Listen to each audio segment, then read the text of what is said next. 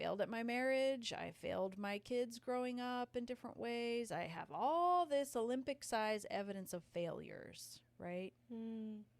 That can speak very, very loudly to me today. Right. And it's an active, very, very active, concerted effort to, like you said, kind of take a 30,000 foot view almost and be like, okay, let's take a look at all these things. Which of these things is true? True. Like capital T true about who I am.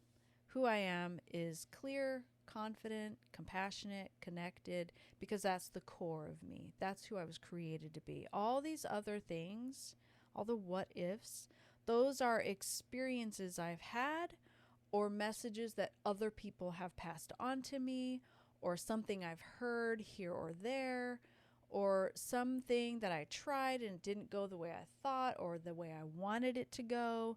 And so I inserted an idea into it that it was a failure. But can I look at that differently? Can I see that from a different perspective? Can I go back to the woohoo, let's just try it phase of life and be hopeful and see it for something else? Like, can I see my failed marriage as not a failed marriage? That's a huge one. Yeah. Because if I only view it as a failure, will I really learn the things I needed to learn from it in order to then go on and do it a little different the next time? Like, can I see my failures as a mother differently?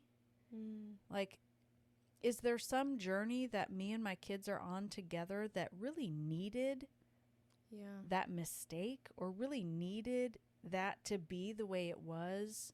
Because we needed to learn something together or individually that would propel us to help define our who for who we are?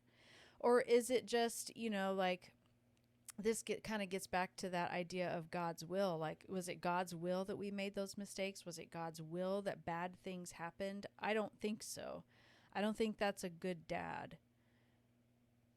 I don't think a good dad puts evil into their children for the sake of learning. Just want you to have trauma so you can be a better person. Like that, no one would define a good parent that way, right? So that can't be God's will for me to have had trauma, for me to have a failed marriage, for me to have committed the mistakes that I committed or to have experienced the mistakes that my ex committed. Like, those aren't of God's will, right? I reject that.